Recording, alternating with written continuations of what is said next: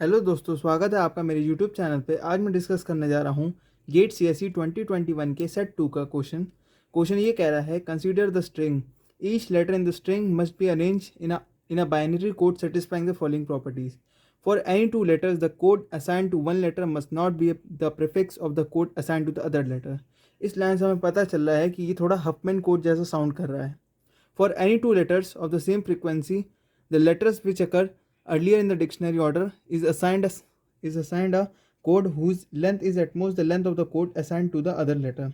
Assume set of all binary code assignments which satisfy the above two properties. What is the minimum length of the encoded string?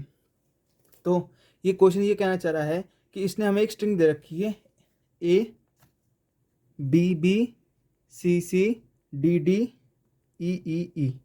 ठीक है, अब ये हमें पूछ रहा है कि हमें minimum length of the encoded string निकालनी है। ठीक है, और बाइनरी कोड की। तो ये साफ सीधा ग्रीडी एल्गोरिथम का क्वेश्चन है, हफमैन कोडिंग का। तो अब देखते हैं ये क्वेश्चन कैसे सॉल्व होगा। ठीक है, सबसे पहले आपको एक टेबल बनानी है जिसमें जो जैसे जैसे लेटर अकर कर रहे हैं उनकी फ्रीक्वेंसी लिखनी है। जैसे ए एक बार अकर कर रहा है तो ए की फ्रीक्वेंसी हो गई 1। ठीक है, अब बी 2 बार अकर कर रहा है तो बी की फ्रीक्वेंसी हो गई 2, और सी 2 टाइम्स अकर कर रहा है तो सी की फ्रीक्वेंसी हो गई 2। ठीक है, अब डी 2 टाइम्स अगर कर रहा है तो डी की फ्रीक्वेंसी हो गई 2, और ई हमारे यहाँ पे 3 टाइम्स अगर कर रहा है तो ई की फ्रीक्वेंसी हो गई 3। ठीक है, ये आपको एक टेबल बना लेनी है साइड में।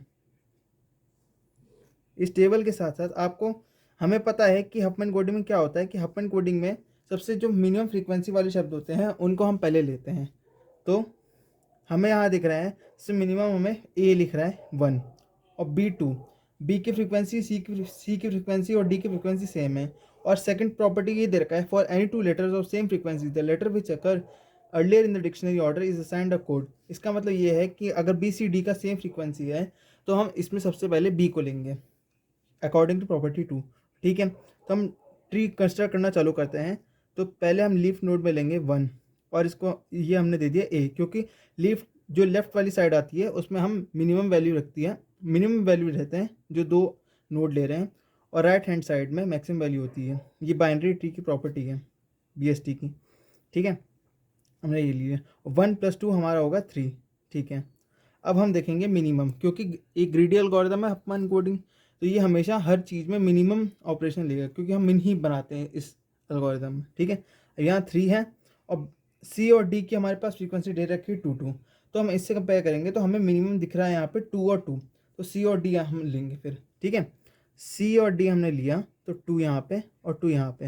हम यहाँ पे लेफ्ट और राइट इंटरचेंज भी कर सकते हैं, पर कोई इससे वो नहीं होगा। अब यहाँ पे भी सी ले सकते हैं, अब यहाँ भी सी ले सकते हैं, कोई फ़र्क नहीं पड़ेगा इससे। सी आपने ये ले लिया और सी हमने ये ले लिया, तो ये हो गया 4, तो 2 + 2 = 4। ठीक है, अब हम देखेंगे मिनिमम। मिनिमम हमारे पास 3 4 और 3 में 3 4 3 में हमारा 3 3 मिनिमम दे रखा है। तो अब हम क्या करेंगे, अब हम ये एक फिर से ट्री कंस्ट्रक्ट करेंगे 3।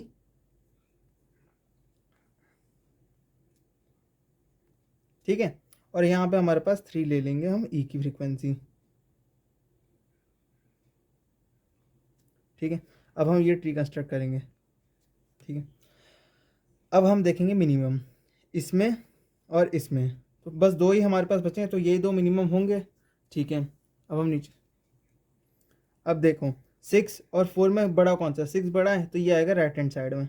ठीक है, अब ये पूरा ट्री आपको यहाँ से लेकर यहाँ तक कॉपी कर देना है।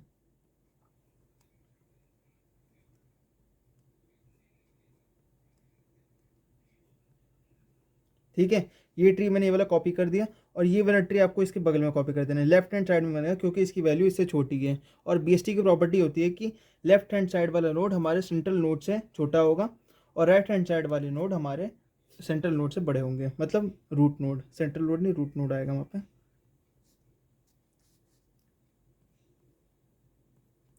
तो ये मैंने कॉपी कर दिया यहाँ पे। अब 4 + 6 10 होगा, तो 10 हमने यहाँ ले लिया। हम लेफ्ट हैंड साइड को अगर हम जाएंगे तो हम 0 असाइन कर रहे हैं, और राइट हैंड साइड को 1 असाइन कर रहे हैं। तो ठीक है, अब हम यहाँ पे LHS में जाए तो यहाँ 0 आएगा, फिर LHS जाए तो 0 आएगा। यहाँ से हम राइट गए तो यहाँ पे 1 आएगा। ठीक है, अब यहाँ से हम राइट गए तो 1 आएगा, यहाँ से हम राइट गए फिर तो यहाँ 1 आएगा, फिर यहाँ से हम लेफ्ट गए तो यहाँ 0 आएगा। ठीक है, अब 3 से हम लेफ्ट गए हैं तो 0 आएगा, अब 3 से हम राइट जाएंगे तो 2 के पास जाएंगे तो 1 आएगा। ठीक है, अब हम ए की फ्रीक्वेंसी लिखते हैं। ए की मैं फ्रीक्वेंसी लिख रहा हूँ यहाँ पे। ए का मतलब बाइनरी कोड 1 1 0 1। ठीक है, 1 0 1।